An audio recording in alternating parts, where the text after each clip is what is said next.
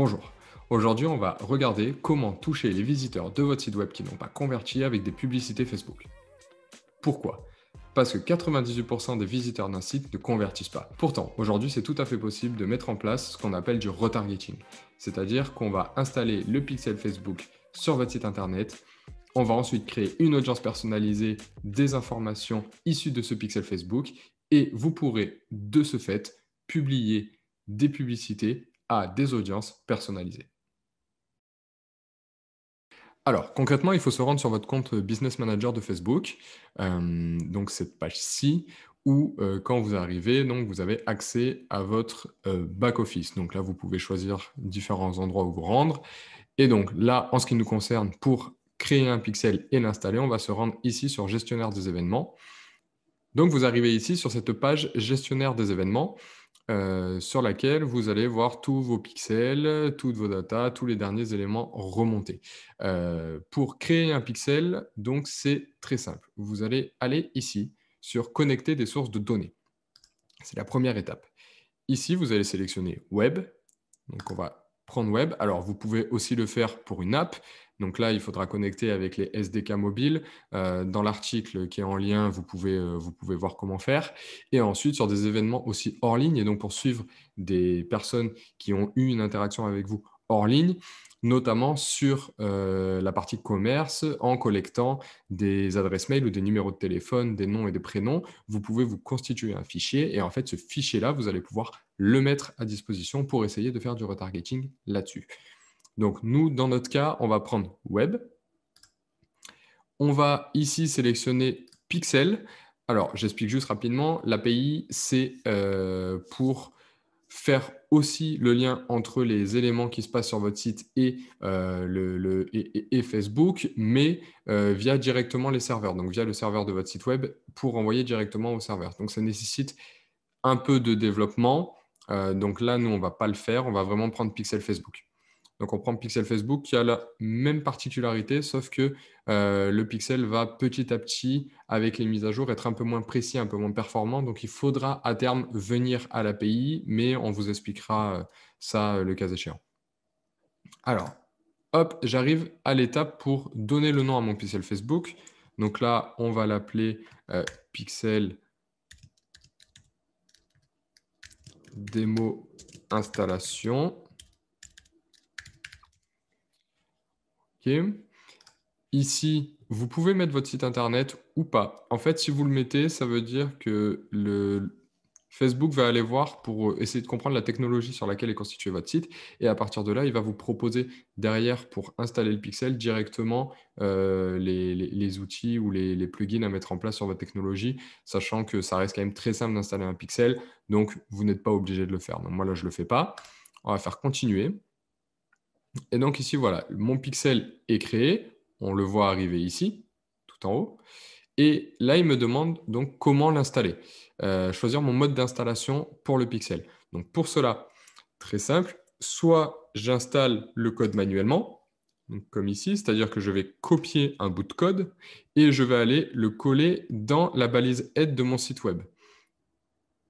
Donc soit vous prenez le bout de code et vous le collez ici, soit derrière, la deuxième solution, c'est vous passer par une intégration partenaire. Et donc, vous voyez ici, il y a plusieurs choix, donc quasiment toutes les technologies sur lesquelles vous pouvez être, pour se servir et faire remonter ce pixel. Donc, vous allez avoir du Google Tag Manager pour les plus avancés, vous allez avoir du WordPress et du Shopify pour les personnes qui se lancent, du WooCommerce aussi pour ceux qui ont un WordPress avec WooCommerce. Voilà, et donc vous pouvez l'intégrer directement parce qu'en fait, il y a un petit plugin. Par exemple, si je clique sur WordPress, voilà, il va me demander toutes ces étapes-là, donc sélectionner la fonctionnalité, télécharger le plugin, accéder, installer, activer, etc. Mais comme je vous ai dit, nous, on va plutôt favoriser l'autre méthode. Une fois que vous avez copié-collé votre pixel, donc là, moi, je ne vais pas le copier-coller parce que j'en ai déjà un. Donc, je vais vous montrer comment on vérifie que le pixel est installé sur son site web. Donc là, vous voyez, moi, j'ai celui-là. C'est le pixel qui tourne en ce moment sur Widen. Donc là, vous voyez que c'est 2021 parce que j'aime bien en faire un tous les ans pour un peu adapter et ne pas mélanger les trackings d'une année sur l'autre. Donc là, c'est celui-ci qui tourne. Et donc, on va aller sur widen.com. Tac. Et on va voir ici, grâce à la petite extension qui s'appelle Facebook Pixel Helper que vous pouvez télécharger sur Chrome en tapant ici Facebook Pixel Helper. Hop là, ici, Chrome extension, vous cliquez, vous l'installez. D'accord? Et donc, en venant ici, on se rend compte ici qu'il y a un petit 3 vert qui apparaît. Et donc, ce petit 3 vert, c'est pour dire que le pixel est trouvé. Vous voyez, on a l'idée du pixel, Pixel Widen 2021. Et donc, on sait exactement que le pixel y est. OK? Donc, là, on a des infos qui remontent aussi, comme les éléments suivis, hein, view content, etc. Mais du coup, voilà, le pixel est installé. Je suis serein par rapport à ça. OK? Donc, ce qui va se passer, c'est que je vais revenir dans mon gestionnaire d'événements. Mon pixel est créé, mon pixel est installé. D'accord. Maintenant, sachant que moi, mon objectif, ça reste de créer une audience personnalisée par rapport à ce pixel pour pouvoir adresser des publicités ciblées à mes visiteurs, il va falloir que je crée mon audience. Donc, pour créer mon audience, je vais retourner ici pour ouvrir tous les outils et aller sur Audience. Alors, une fois sur le gestionnaire d'audience, on va cliquer sur ce bouton Créer une audience. On va créer une audience personnalisée. Ici, donc, j'ai plusieurs sources qui apparaissent. Donc, ça, c'est vos sources à vous. Donc, votre site web, votre liste de clients, vos activités d'app ou vos activités en ligne. Et ça, c'est les sources depuis Facebook. Donc là, vous voyez, il y a une multitude de sources possibles pour créer des audiences personnalisées et recibler des personnes qui ont eu une interaction avec vous. Mais nous, dans notre cas, comme l'objectif, c'est de toucher les visiteurs de votre site web qui n'ont pas été convertis, on va sélectionner site web. Donc là, j'ai mon pixel Widen 2021 qui est vert, qui est actif. Et donc, je vais, à partir de ce pixel, configurer mon audience personnalisée. Donc, vous voyez, de base, ici, il me propose tous les visiteurs du site web au cours des 30 derniers jours. On peut voir qu'on peut monter cette durée à maximum 180 jours. Alors, c'est intéressant parce que vous pouvez, à partir de là, faire et créer des audiences un peu plus importantes, même si vous n'avez pas énormément de trafic. Donc, ce qui va être intéressant, c'est de dire, soit je prends tous les visiteurs du site web, soit je prends les personnes ayant consulté une page web spécifique. Et donc là, c'est intéressant, notamment si vous avez un e-commerce avec des pages très fortes. Par exemple, chez Widen, nous, on a mis en place différentes audiences par rapport aux personnes qui ont consulté les différentes pages formation. Donc, les personnes qui ont consulté la page web formation Growth Hacking ne sont pas les mêmes et ne sont pas touchées avec les mêmes publicités que les personnes qui ont touché la page web formation web marketing, par exemple. C'est logique.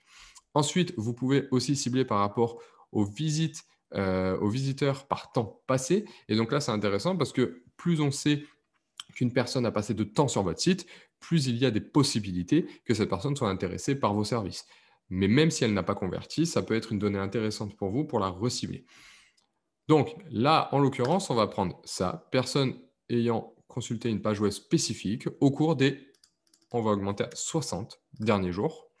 Comme ça peut nous faire une masse un peu plus importante. Et à partir de là, on va rentrer une URL et on va mettre soit ça contient.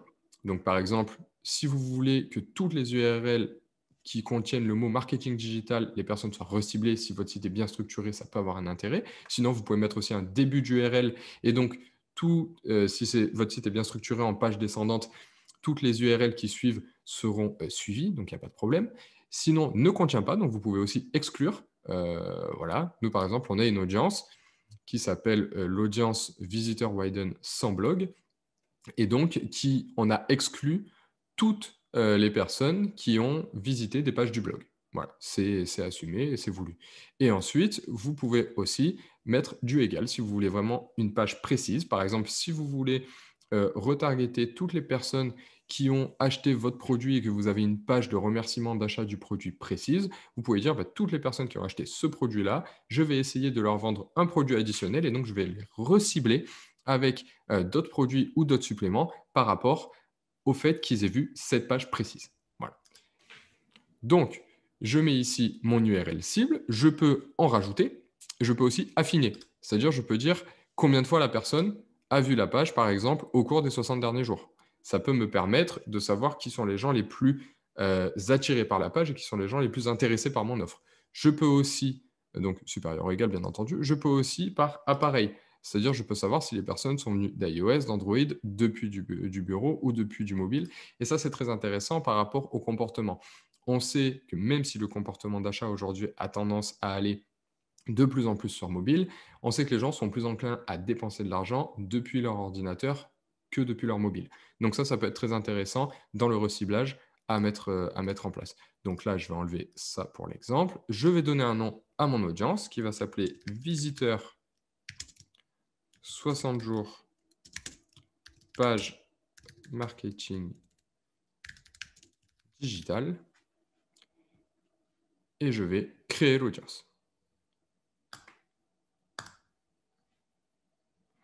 Donc, une fois que l'audience est créée, Facebook me propose obligatoirement, donc là on la voit, elle est là-dessous, Facebook me propose obligatoirement deux possibilités qui sont de créer une audience similaire ou de créer une publicité. Alors, vous pouvez juste mettre terminé et on en reste là et on passe à l'étape suivante. Mais comme l'objectif ici, c'est de créer une publicité qui va me permettre de retoucher les personnes que j'ai vues et que j'ai ciblées dans mon audience personnalisée, je vais directement faire créer une publicité. Donc, Facebook va m'ouvrir le Ad Manager et ici, il va me permettre donc de me créer une campagne de trafic, donc qui est ici. Et si je vais au nouvel ensemble de publicités, qui est l'endroit sur lequel on décide de l'audience, je me rends compte que j'ai mon audience ici qui est déjà pré-remplie. Et donc, je sais que je vais toucher cette audience-là avec ma publicité que je paramétrerai à ce niveau-là. Voilà. Donc, vous savez maintenant comment créer votre pixel, comment l'installer sur votre site web, et à partir de là, c'est à vous de jouer. Voilà, vous savez comment toucher les visiteurs de votre site web qui n'ont pas converti avec des publicités Facebook, et donc mettre en place du retargeting. Pour ça, la to-do, elle est simple, elle se résume en 4 points. En 1, je crée un pixel. En 2, j'installe le pixel sur mon site. En 3, je crée une audience personnalisée. Et en 4, je crée une publicité qui utilise au niveau du groupe d'annonces l'audience personnalisée que je viens de créer.